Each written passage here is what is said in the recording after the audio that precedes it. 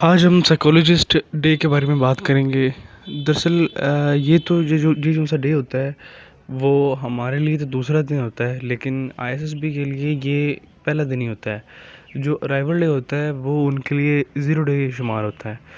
तो psychologist day में ऐसा होता है कि हम सुबह हमें उठा दिया जाता है अज़ान के वक़्त। तो नमाज़ पढ़ने के बाद हमारा ब्रेकफ़ास्ट होता है। ब्रेकफ़ास्ट के फ़ौरन बाद ही तकरीबन हमें जोहर हॉल भेज दिया जाता है। तो जोहर हॉल में तकरीबन 10 से 15 मिनट बैठने के बाद साइकोलॉजिस्ट अराइव होते हैं। तो वो जाकर आपको बताते हैं, सब कुछ बताते हैं कि फॉर्म वगैरह का सब कुछ। फिर उसके बाद एक बॉक्स आता है, ब्लैक कलर का होता है। तो उसमें उसको ताला लगा होता है। तो साइकोलॉजिस्ट खुद अपने हाथों से उसको ताला खोलता है और फिर सबसे पहले वो जो सा होता है, सबसे पहले उर्दू सेंटेंस कंप्लीटेशन होते हैं, वो ना सबको करता है, डिस्ट्रीब्यूट करता है। तो उस उर्दू को डिस्ट्रीब्यूट करने के बाद उसके पास होते हैं कि ऑलमोस्ट 10 मिनट्स होते हैं, 5 मिनट्स होते हैं उसको सोल्व करने के लिए। वो होते हैं आई थिंक 15 to 16 होते हैं। तो उसको सोल्व करने के बाद वो ले लेता है। फिर उसके बाद एक नेक्स्ट पेज देता है, वो उसका उर्दू का ही देता है। फिर उसको सोल्व करने के बाद सेंटेंस कंप्लीटेशन होते हैं। तो उर्दू सेंटेंस कंप्लीटेशन सेंटेंस होते हैं। फिर उसके बाद देता है इंग्लिश सेंटेंस कंप्लीटेशन सेंटेंस। फिर इंग्लिश का सेंटेंस होता है, उसमें 2-3 वर्ड्स होते हैं लाइक ही वाज, आगे आपने लिखना है कि माय माय हॉबी इज़, इस तरह के आप वो सेंटेंस होते हैं। तो फिर मैं शेयर भी कर दूंगा साथ में। फिर उसके बाद होता है उर्दू, फिर उर्दू इंग्लिश के भी 2 होते हैं, पेजेस आते हैं, 15 से 16 होते हैं।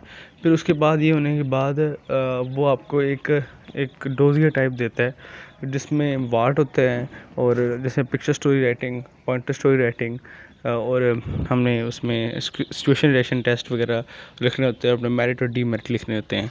फिर सबसे पहले वो डोजेज देता है, जिसके ऊपर आप चेस्ट नंबर वगैरह, अपना कोर्स वगैरह लिखने के बाद आपका वार्ड टेस्ट शुरू हो जाता है।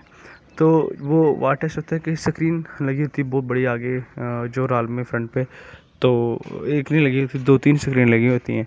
तो फिर उसके बाद जैसे जैसे आपको वो बताई जाएंगे, मतलब वर्ड्स आएगा, एक 30 सेकंड के लिए एक वर्ड रुकता है, जिसमें आपने देखना भी है और उसमें उसी में आपने लिखना है, और उसके बाद अगला वर्ड आ जाएगा। ये 100 होता है, ये सेंटेंसेस 100 होते हैं। पहले 25 होता है, फिर 75 होते हैं। पहले 25 का पेज होता है, फिर 75 इकट्ठे होते हैं। 25 के बाद वो एक ब्रेक देते हैं, फिर उसके बाद 75 करके शुरू कर देते हैं। तो वाट कंप्लीट करने के बाद आपकी फिर वो पिक्चर स्टोरी आती है, जिसको थीमेटिक एप्रिसिएशन टेस्ट भी कहते हैं।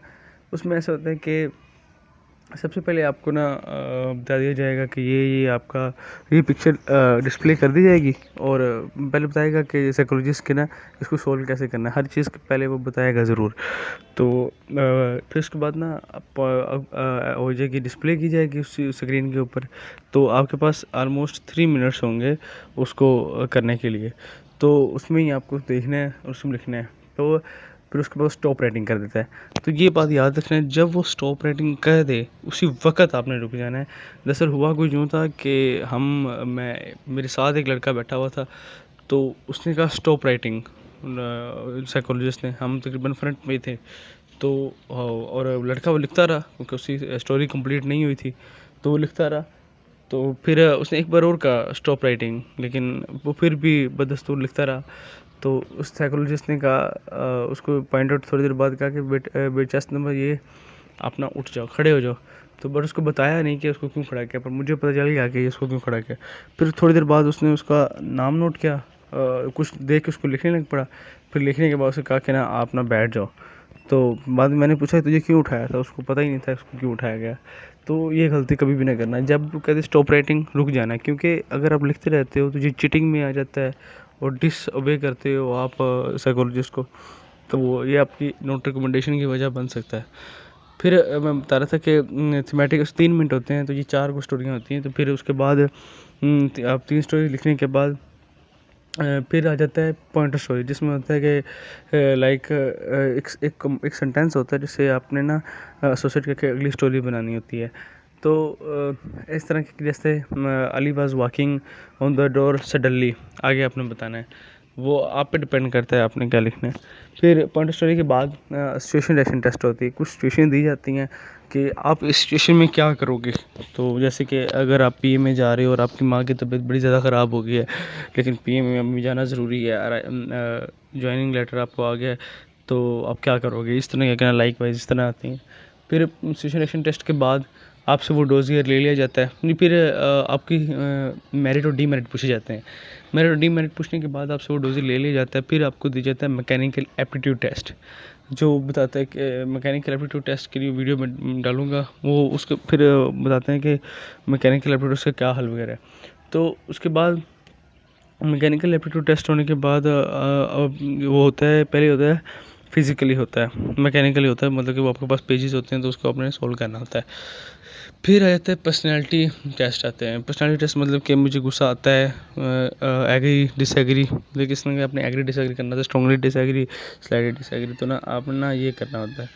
तो उसके बाद ये करने के बाद आपने ये सब कुछ होने के बाद आपका फिर कंप्यूटराइज्ड टेस्ट होता है, जिसमें मैकेनिकल एप्टीट्यूड टेस्ट दोबारा होता है, पर्सनैलिटी रिएक्शन टेस्ट होता है। तो अब वर्बल भी आ जाता है, लेकिन उसका आंसर, उसका जवाब वगैरह नहीं पता, लेकिन वर्बल भी आ जाता है।